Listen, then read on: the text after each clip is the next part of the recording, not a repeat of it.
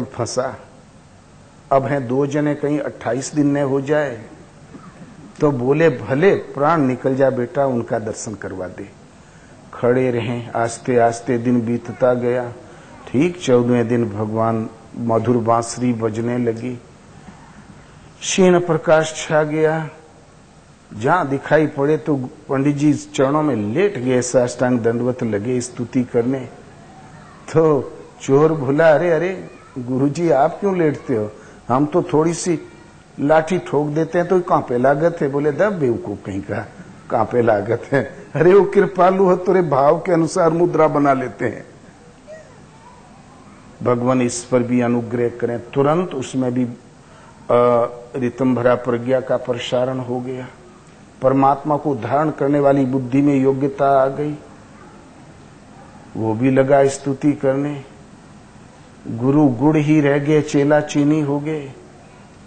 ये चोर और कोई नहीं, महाभागवत भगवत स्वरूप को प्राप्त महापुरुषों की कथा सुनते सुनते भगवान में जब लौ लग गई तो फिर भजन छिपके ही होता है। भजन प्रदर्शनी की वस्तु नहीं है। एक महापुरुष ने कहा, जो चौराहे पे खड़ा होकर दान देता है वो अपना फल पा चुका, उसे यश चाहिए था वो मिल चुका। दाहिना हाथ दान दे तो बाएं को पता नहीं चले, वो दान आगे भविष्य में मिलता, वो रिजर्व होता है।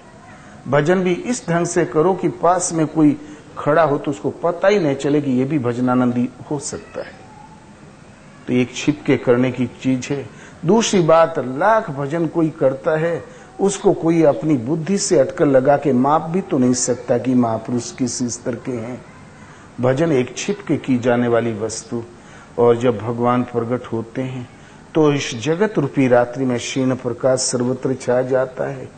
मधुर मुरलिया, उनकी जो धुनी है प्रभु की, वो प्रसारित हो जाती है। सदा के लिए दुख दूर हो जाता है। ईश्वर के पास जो ऐश्वर्य, जो विभूति है उनके तन में, वो सारा ऐश्वर्य जो का त्यों भगत को भी मिल जाता है। और भगवान के पास तो अक्षुण्य है ही है, कभी घटता ही नहीं। भगवान जब अपनाते हैं तो अपनी भगवत्ता दे देते हैं। लेकिन चलना हमें इसलिए जो छिप के गोपनीय ढंग से भजन करते हैं वो शीघ्र पहुंचते हैं, उस लक्ष्य तक की दूरी शीघ्र तय करते हैं। और गोपनीय ढंग से भजन करने वालों के लक्षण होते हैं वीरे गदगद गिरा नयन बे नीरा, सारे गुण हैं लेकिन बाहर प्रकट नहीं, देखने को नहीं मिलते, वो अंतराल में छिपे होते हैं। तो हुआ क्या आंख में आंसू, तो इस भगत का एक दर्द है। इस रहनी का चित्रण किया है इस कवि ने कि हुआ क्या आंख में आंसू। आंख में आंसू अवश्य है, हृदय द्रवित है, जो बाहर नहीं निकले, केवल वे आंसू बाहर नहीं निकले। और ये भजन एक ऐसी धारा है, ऐसा गायन है, चिंतन जो बाहर वाणी से, वाद्यों से नहीं होता। बहुत से गीत ऐसे हैं जो गाए नहीं जाते, जो गाए नहीं जाते। बहुत से ऐसे भी गीत हैं जो गाए नहीं जाते। यह है भजन। भजन करते करते साधना का चिंतन क्रम जो ऊपर उठा, वेखरी से जाप मध्यमा से पश्यंती, और परावाणी के प्रवेश में जब पहुंच गया चिंतन तो रिनक धिनक धुनी अपने से उठे। एक बार सूरत लगी तो धुनी प्रसारित हो जाती है। वही जानता जिसमें प्रसारित है, अथवा भगवान कृपा करके जिसे अनुग्रह करके जिसे जना दे वो भी जान जाता। तो सुमरन ऐसा कीजिए जाने सुमरन हार, क्या जाने करतार ही न जाने संसार। भजन एक गोपनीय ढंग से है और चिंतन एक गायन है, वो शाम वेद है। ईश्वर सम है जिसमें विषमता नहीं, उसको समत्व दिला देने वाला गायन वो श्वास से चलता है सूरत के द्वारा। बिंदु जी ने एक निर्णय दिया, मोहन अरु मोहन मस्तों के, दिल का मिलता कछु राज नहीं, दिल अंदर बातें होती हैं बाहर आती आवाज नहीं। मोहन और मोहन के मत वालों के मोहन के चिंतन में जो मस्त हैं, भगत हैं, अंतरंग, उनके दिल का रहस्य नहीं समझ में आता। दिल के अंदर निरंतर बातें होती हैं। मोहन और भगत आमने सामने हैं। दिल अंदर बातें होती है, बाहर आती आवाज नहीं। बातें भी होती है, आवाज नहीं आती। तन तंत्री के ही तारों से अनुराग राग बज जाते हैं। आवाज सुनाई पड़ती है, दिखलाई पड़ता साज नहीं। इस तन के तंत्र, तन में कौन से तंत्र है? अंतराल में मन बुद्धि चित्त अहंकार तंत्र, और बाहर में 5 कर्मेंद्रिय 5 ज्ञान इंद्रिय तंत्र।